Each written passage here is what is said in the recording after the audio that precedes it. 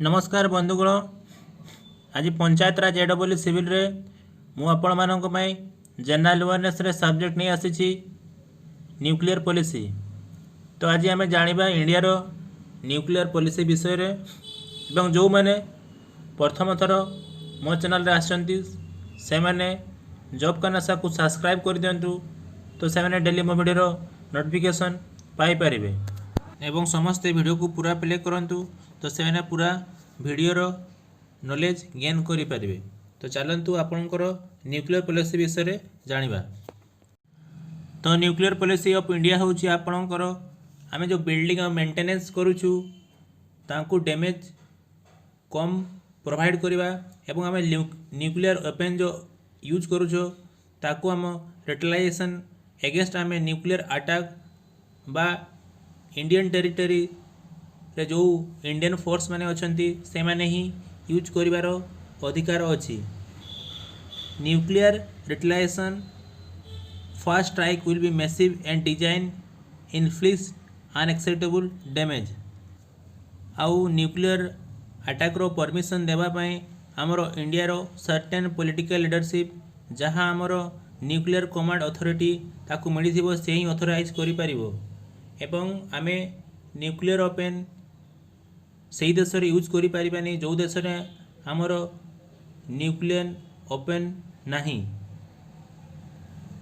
आउ आमे जदि आम देश रे मेजर अटैक अगेंस्ट हैला एवं इंडियन फोर्स ऊपर किसी बायोलॉजिकल केमिकल वेपन आक्रमण हैला सेही केस रे आमे ऑप्शन भाबिया कि हाँ न्यूक्लियर वेपन यूज करिबा नहे आमे यूज करिबा आवश्यक नुहे एवं continuance of strict control export nuclear एवं मिसाइल को बंद करिया कथा। Exporting and importing nuclear weapon को गोटे नेगोशिएशन द्वारा गोटे मोमेंटम यूज करिकी करिया कथा एवं कौ देश रे किए केते न्यूक्लियर वेपन टेस्ट करूछि ताहा तदारख करिबा आवश्यक अटे। आमे प्लान करिछे कि न्यूक्लियर फ्री वर्ल्ड करिबा कहाँ कारण न्यूक्लियर वेपन यूज करिबा द्वारा से देश नुहे से देश सहित पृथ्वीर विपद मध्य बहुत बेसी बढ़ी जाए से न्यूक्लियर फ्री वर्ल्ड करिया पई वर्तमान समस्ते कार्य करूछंती। इंडिया दीटा कंडीशन फॉलो करिछि minimum credible nuclear deterrence doctrine एवं no first use of policy. जदि यही पॉलिसी को इंडिया फॉलो करेनी ताहले से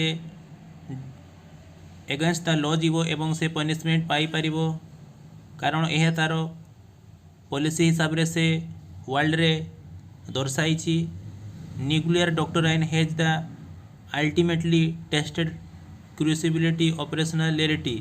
ए न्यूक्लियर डॉक्ट्राइन प्रोसेस टेस्ट द्वारा से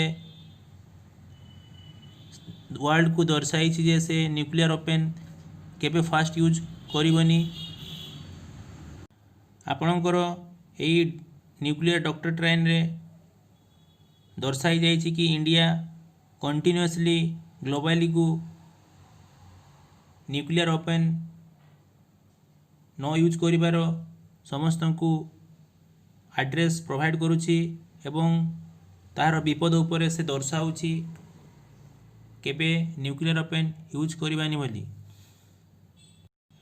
आपणकर अकॉर्डिंग्स टू एक कॉन्सेप्ट और डॉक्ट्राइन अनुसार इंडिया केबे प्रथम न्यूक्लियर वेपन यूज करिवानी जेहे बेलरू से कौन है ना बहुत बड़ बड़ विपद न्यूक्लियर थ्रेट रु सम्मुखीन होगा लगुच कारण इंडिया को जो शत्रु मैंने आक्रमण करेंगे से मैंने जानी जे इंडिया केबे न्यूक्लियर वेपन प्रथम यूज करिवनी कारण से वर्ल्ड को ताहा एड्रेस करिछि बा मोमेंटम पॉलिसी फॉलो करिछि।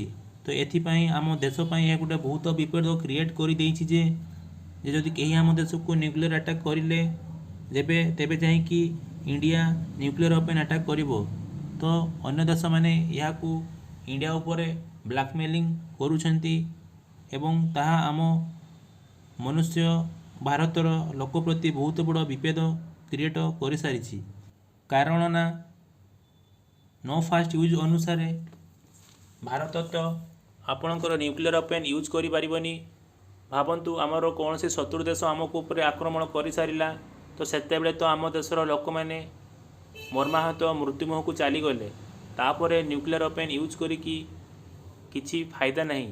तो यही पॉलिसी को फॉलो करी भारत एक द्वंद्व पड़ जाइछि। आमर गवर्नमेंट कौन फॉलो करिछि ना आपणकर जो न्यूक्लियर थ्रेट परसेप्शन आम एज्यूम करूछु स्पेसिफिक एनिमी पाई ताहा आम न्यूक्लियर वेपन रो विपद आनी। डिसेम्बर 15 1998 आम प्राइम मिनिस्टर अटल बिहारी वाजपेयी आमर इंडियन न्यूक्लियर पॉलिसी उपर गोटे स्टेटमेंट देथिले पार्लियामेंट रे। से कहिथिले जे आमर न्यूक्लियर इंडिपेंडेंसी रहिबा आवश्यक एवं minimal nuclear deterrence no first use non use of nuclear weapon against the non nuclear power माने जो देश में न्यूक्लियर वेपन नाही तांको ऊपर आम न्यूक्लियर वेपन यूज करिबोनी से तांकर पार्लियामेंट रे स्टेटमेंट देथिले। से मध्य चाहिथिले जे सीटीबीटी को साइन करिकी एवं किभली न्यूक्लियर वेपन को न यूज करिया पई सबु देश माननकु गोटे एफएमसीटी फिजेल मेट्राइल कट ऑफ ट्रीटी अनुसार गोटे एड्रेस प्रोवाइड करथिले पार्लियामेंट रे। तापर अटल बिहारी वाजपेयी गोटे नॉन एलाइज समिट डरबन रे 1998 रे हेतिला। से इंडिया जो प्रपोजल रखी न्यूक्लियर वेपन रो यूज विषय से इंटरनेशनल कॉन्फ्रेंस रे गोटे एग्रीमेंट साइन करिले एवं से कहले सेठारे जे complete elimination of all nuclear weapons. तापर कौन है ना मिलेनियम समिट यूनाइटेड नेशन जिते यूनाइटेड नेशन रे 2000 होइतिला सेतरा आमर India prime minister Indian policy एवं रेस्पॉन्सिबिलिटी रिस्ट्रेंट उपरे इंडिया दक्षता एवं यूनिवर्स उपरे न्यूक्लियर वेपन रो कुकर्म बा विपद कौन हो पारिबो ताहा केते भयंकर हो पारिबो ता उपरे से सेठारे गोटे स्पीच देइथिले। से स्पीच देवा द्वारा सेठीर उपस्थित थिबा समस्त देशर बड़ बड़ नागरिक माने न्यूक्लियर वेपन रो मिसयूज उपरे जानिले एवं फ्री न्यूक्लियर वेपन करिया पई वर्ल्ड को चेष्टा करथिले। कारण इंटरनेशनल पीस आमर गोटे अलग पार्ट नुहे। इंटरनल पीस हेबा को हेले समस्त को इक्वल और लेजिस्लेटिव सिक्योरिटी समस्त को सेम भाव में प्रोवाइड करबा आवश्यक। तेबे जहाँ हेले समस्ते शांति रे और सुखरे रही पारिबे। तो सेठी प्राइम मिनिस्टर आमर ये स्पीच देकी सब लोग को निजर मुग्ध कराई देथिले। तापर देखंतु आमर न्यू ट्रेंड इंडिया रो न्यूक्लियर पॉलिसी कौन रहिला। 2000 गोटे डेकेड चलीगला समस्त न्यूक्लियर डॉक्टराइन उपर अलग अलग सरकार आसिला तो अलग अलग ऑर्गेनाइजेशन आसिला तो से मैंने तांकर अलग अलग स्टेटमेंट प्रोवाइड करिले। तो केते मैंने कहीगले कि जदि आम नो फास्ट डॉक्टराइन करवा ताहले आम देश पई ताहा बहुत बड़ विपद क्रिएट करिवो एवं आम देश प्रति ताहा सुरक्षित नुहे। तो सेटा भाविक अपेक्षा आम सेटा एग्रीमेंट साइन करिसे एवं एवं आमको एमिति प्रोसेस करबा कथा कि जदि अन्य देश आमको न्यूक्लियर वेपन अटैक कला ताकू आम केमिति ऑब्जर्व करबा एनिमी अटैक रु। तो ताहा वर्तमान गवर्नमेंट चेष्टा करुछि एवं ता उपरे काम करुछि। तो 2011 मसीह बीजेपी लीडर आपणकर जसवंत सिंह गोटे क्वेश्चन करथिले no first use policy UPA government को, किंतु ताहार किसी स्टेटमेंट देलेनी यूपीए गवर्नमेंट। आमर former prime minister Manmohan Singh institute of defence study and analysis of New Delhi April 2 2014 रे गोटे ग्लोबल मीटिंग डकाई से सबु देश को कही जे नो फास्ट यूज नॉर्म समस्ते साइन करंतु एवं यही कंडीशन को सैटिस्फाई करंतु जहाँफल सबु देश प्रति न्यूक्लियर वेपन भय कमिजिवो। जेहेतु आम no first use agreement sign करिछे तो आम केबे प्रथम न्यूक्लियर वेपन यूज करि पारिबानी। तापर कौन है ना बीजेपी सरकार यूपीए गवर्नमेंट को कहला जे आपण माने न्यूक्लियर डॉक्ट्राइन को भल से पढ़ंतु एवं या को रिवाइज और अपडेट करिया पई डॉक्टर मनमोहन सिंह चेष्टा करथिले। कारण वर्तमान सिचुएशन अनुसार आमे किभଳି भाବରେ न्यूक्लियर ओपन रो सदुपयोग करिपारिबा एवं अन्य देश को मध्य न्यूक्लियर ओपन न यूज करिया पई गोटे स्टाबिलिटी प्रोवाइड करवा एग्रीमेंट साइन करवा ताहा प्रति मनमोहन सिंह बहुत कार्य करथिले एवं से बहुत चैलेंजिंग सिचुएशन रे मध्य यही कार्य चेष्टा करने पई सबु देश को एग्रीमेंट साइन करने पई चेष्टा करथिले। आमर क्रिटिसिजम करथिले आमर ये न्यूक्लियर डॉक्टराइन पॉलिसी को कारण यार मेन इश्यू होउछि आमे नो फास्ट यूज अनुसार आम देश पॉपुलेशन सिटी इंफ्रास्ट्रक्चर मैसिव रेटिलाइजेशन एवं स्पेशली एगेंस्ट आपण एनिमी जदि आम देश अटैक करला प्रथम तो यह ध्वंस हो नष्ट हो आमे ताहले न्यूक्लियर ओपन रखिकी भी किसी फायदा करि परिबानी। यह व्यतीत बायोलॉजिकल अटैक हेबा द्वारा आमर इलॉजिकल एवं मनुष्यर मेंटल फिजिकल स्ट्रक्चर सब चेंज हो जहाँ द्वारा आम देशर ध्वंस होगा स्वाभाविक अटे। तेणु यही न्यूक्लियर डॉक्टराइन रे यही सबू थिबा जोगु लोक मैंने बहुत ताकू क्रिटिसाइज कले एवं या किभଳି सुधारा जीवो ता पई समस्ते बे चेष्टा करूछंती।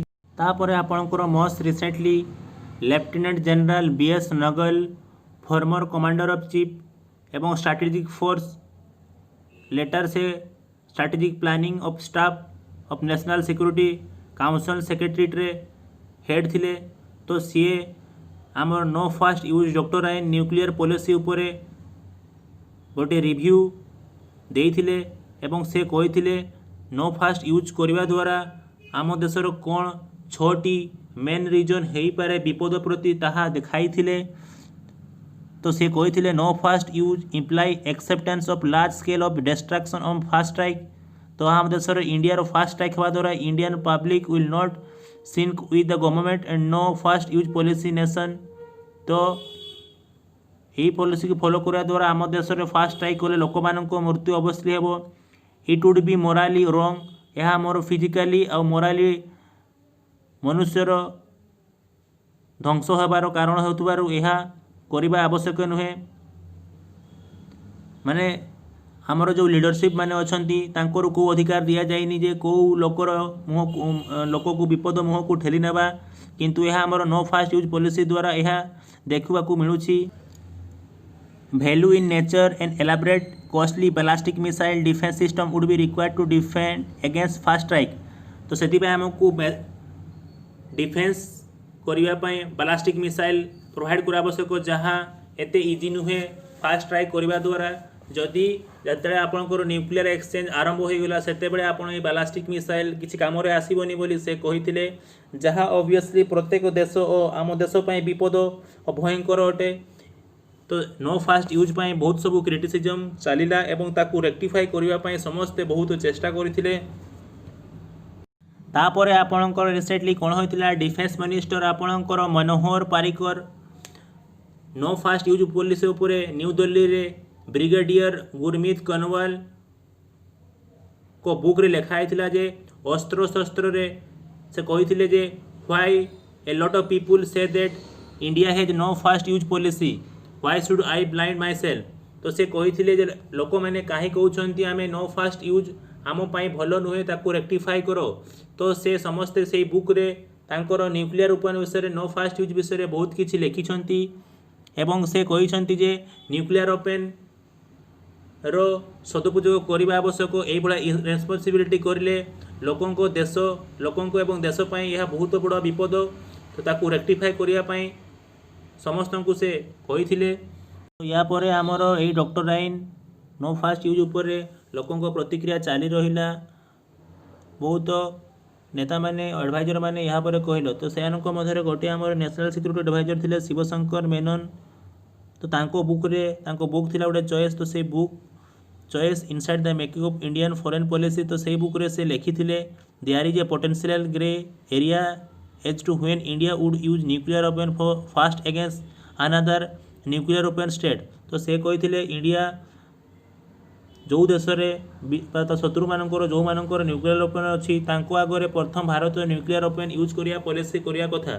तो यही पॉलिसी करने द्वारा कौन हेबना तो शत्रु देश डरिकी रहिबो जे अन्य देश आम उपरे न्यूक्लियर बम अटैक करिवो तो सही भय से मैंने न्यूक्लियर वेपन यूज करवा कम करेंगे।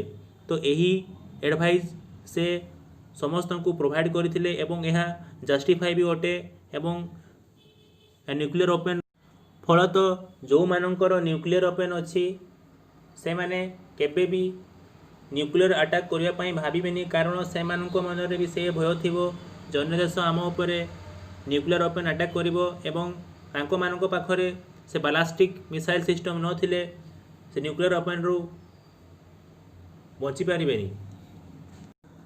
आमर the core principle of Indian nuclear policy है अनचेंज। वर्तमान पर्यंत आमर न्यूक्लियर पॉलिसी चेंज हो पारिनी किंतु भारत वर्तमान न्यूक्लियर वेपन उपरे बा न्यूक्लियर अलग अलग एग्रीमेंट को साइन करुच्ची जहाँ से अन्य देश सहित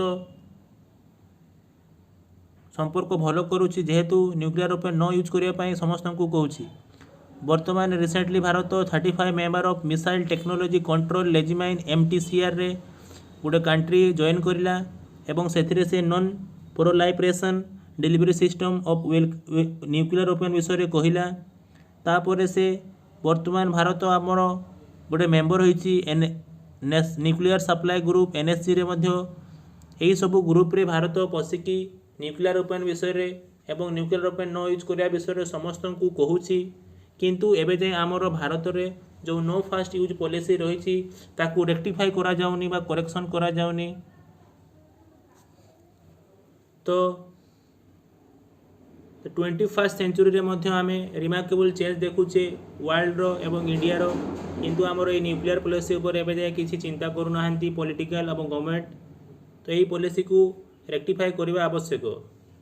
तो आज आपणकर न्यूक्लियर पॉलिसी रो लेक्चर ये समाप्त होची। आशा करुँची आज लेक्चर आपण मानक भल लगी।